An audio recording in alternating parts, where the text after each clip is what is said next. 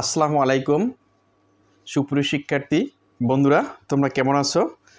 আমি teaching education YouTube চ্যানেলের পক্ষ থেকে তোমাদেরকে স্বাগতম জানাচ্ছি ষষ্ঠ পর্বর থেকে। তো এখানে তোমরা দেখো, আমরা এর আগে যে ছকটা পূরণ করেছিলাম সেটা হচ্ছে 1.10।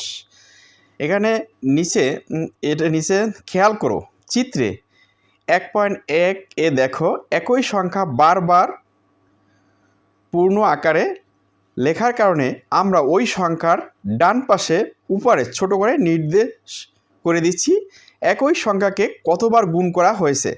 গণিতের ভাষায় একে বলা হয় সূচক। পাশের ছবিটি দেখো, পাশের ছবিতে এখানে লেখা আছে কি ভিত্তি। ভিত্তি অর্থে কি? ভিত্তি ইংলিশ শব্দ হচ্ছে বেস। সূচক বা ঘাত হচ্ছে এক্সপেরিমেন্ট পাওয়ার বা এক্সপেরিমেন্ট পাওয়ার। কতবার গুণ করা হয়েছে তা এখানে নিচে দেখবা 3 হলো ভিত্তি। 3 হলো ভিত্তি। ভিত্তি বলতে আমরা যে সংখ্যাটা লিখব এখানে 3ও লিখতে পারি, 2ও লিখতে পারি, 5ও লিখতে পারি। এখানে যে সংখ্যাটা লিখব সেটা হচ্ছে ভিত্তি। 3 হচ্ছে ভিত্তি। 3 হচ্ছে ভিত্তি। যেহেতু 4 বার গুণ করা হয়েছে তাই 4 হলো এর সূচক। কয়বার গুণ করে? 4 বার। 4 হলো এর সূচক। আমরা নতুন আরও একটি শব্দ শিখেছি, সেটা হচ্ছে পাওয়ার। তো এখানে লক্ষ্য রাখো, বইতে দেওয়া আছে 3-এর পাওয়ার হচ্ছে 4। 3-এর পাওয়ার কত হচ্ছে? 4। এই 3-এর পাওয়ার হচ্ছে 4 সমান সমান 3কে কয়বার গুণ করা হচ্ছে? 1 2 3 গুণ 3। তা কয়বার হচ্ছে? 4 বার। তা আমরা গুনি নিই 1 2 3 4 4 বার। তা 3-এর পাওয়ার হচ্ছে 4। এটা আমাদের বুঝতে অসুবিধা হচ্ছে না? আচ্ছা, পরে কি বলছে দেখো।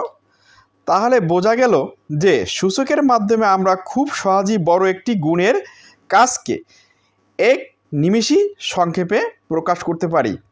তাহলে এবার দেখে নেওয়া যাক সূচক দিয়ে সংখ্যাকে প্রকাশ করা তা কিভাবে পড়বা। এখন এখানে সূচকীয় রাশি আর 3কে 4 বার গুণ করা হয়েছে। 3কে 4 বার গুণ করা হয়েছে। এখানে একটা জিনিস লক্ষ্য রাখবা, এখানে একটা জিনিস লক্ষ্য রাখবা, সেটা হচ্ছে আমরা কিন্তু এর আগের বার বলছিলাম এই কয়বার 1 2 3 4, এখানে যে কয়বার করবো সেখানে কিন্তু ডাইরেক্ট আমরা সংক্ষেপে গুণ করা, এক্ষেত্রে 3-এর উপরে পাওয়ার 4 হিসেবে এটিকে বোঝানো হয়েছে। তো এখানে পরে একটা ছক দেওয়া আছে, তোমরা একটু লক্ষ্য রাখো বইয়ের নিচে, সূচকীয় রাশি আর কিভাবে পড়ব। এখানে লেখা আছে 3-এর পাওয়ার হচ্ছে কি? 3-এর পাওয়ার 2। তো 3-এর পাওয়ার 2, এখানে লেখছে 3-এর সূচক বা ঘাত 2, 3 টু দি পাওয়ার 2। মানে অর্থাৎ এই যে 3-এর পাওয়ার হচ্ছে 2, আর এটা আমরা ভাঙায় যদি লিখি তাহলে কীরকম লিখবো? এইভাবে 3 গুণ 3। যাই হোক, এটা গেলাম। তারপর হচ্ছে কি 3-এর পাওয়ার কত? 3-এর পাওয়ার হচ্ছে 3। এখানে 3-এর সূচক বা ঘাত 3। কোনো সংখ্যার সূচক বা ঘাত 3-এর অর্থ হলো সেই সংখ্যাকে ঘন করা হয়েছে 3-এর ক্ষেত্রে। তাই আমরা 3কে কি কিউব অথবা 3-এর ঘন বলতে পারি। কিউব বা 3-এর ঘন বলতে পারি। এখানে 3-এর ঘনকে কিউব বলতে পারি এবং ঘনও বলতে পারি। আচ্ছা, এর পরের কলমে লিখছে 3 পাওয়ার কত? 4। 3 পাওয়ার 4। তো 3-এর সূচক বা ঘাত হচ্ছে 4। 3-এর সূচক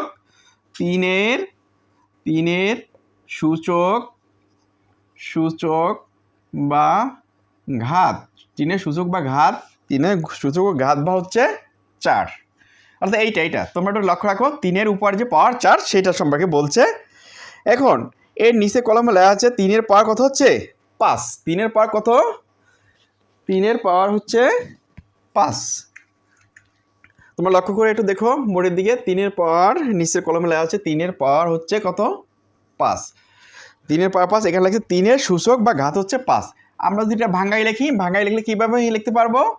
3 গুণ 3 গুণ 3 গুণ 3 গুণ 3। তো কয়বার হলো? 5 বার। 1 2 3 4 5। তাহলে আমরা ডাইরেক্ট ওভাবে না লিখে, ব্যাপক না লিখে, আমরা 3-এর উপরে একটা 5 বসে দিলে আমরা বুঝবো যে 3 কয়বার গুণ করা হয়েছে? 5 বার। আচ্ছা, এরপরে অপশনে আমরা যাচ্ছি, তোমরা লক্ষ্য রাখো।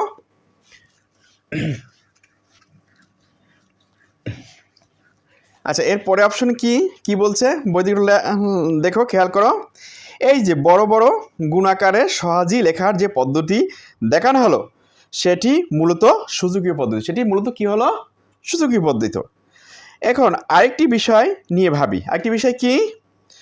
এতক্ষণ দেখা গিয়েছে একটি গুণাকার কাঠামোতে একটি নির্দিষ্ট সংখ্যা বা ভিত্তি যে কয়বার থাকছে সেই সংখ্যাটি ওই ভিত্তির জন্য আমরা সূচক বা ঘাত হিসেবে ব্যবহার করতে পারি।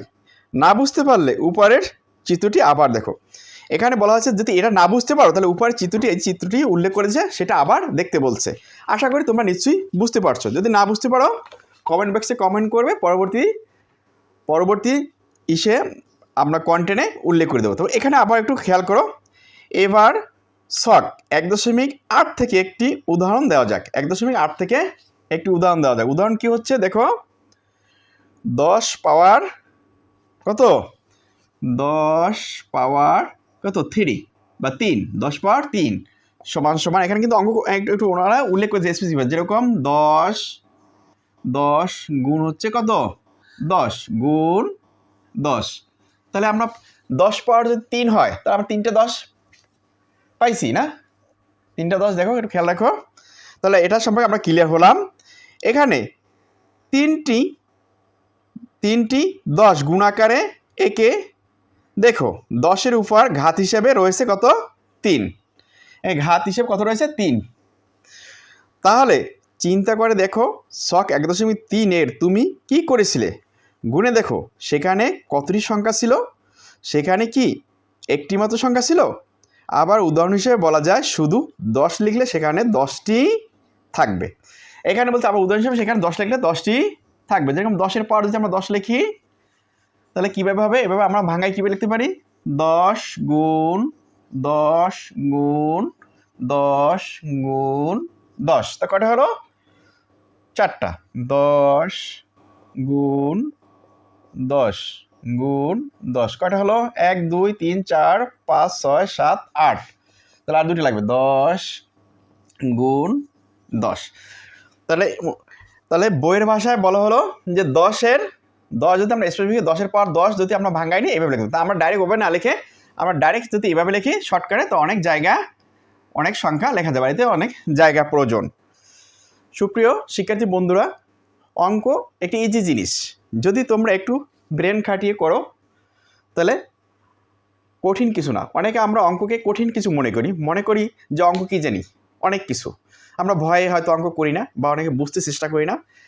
ইনশাল্লাহ তোমরা আমার প্রত্যেকটা পর্ব দেখবা এবং ইউটিউব চ্যানেলে আমাদের যে কটা কন্টেন্ট ছাড়বো কন্টেন্টগুলো দেখবা। ইনশাল্লাহ বইয়ের সমস্ত অঙ্কগুলো তোমরা পারবা আশা করি, এতে বুঝতে অসুবিধা হবে না। ধন্যবাদ তোমাদেরকে। আমার ইউটিউব চ্যানেলটিকে সাবস্ক্রাইব করার জন্য তোমাদেরকে অনুরোধ করা হচ্ছে। আল্লাহ হাফেজ।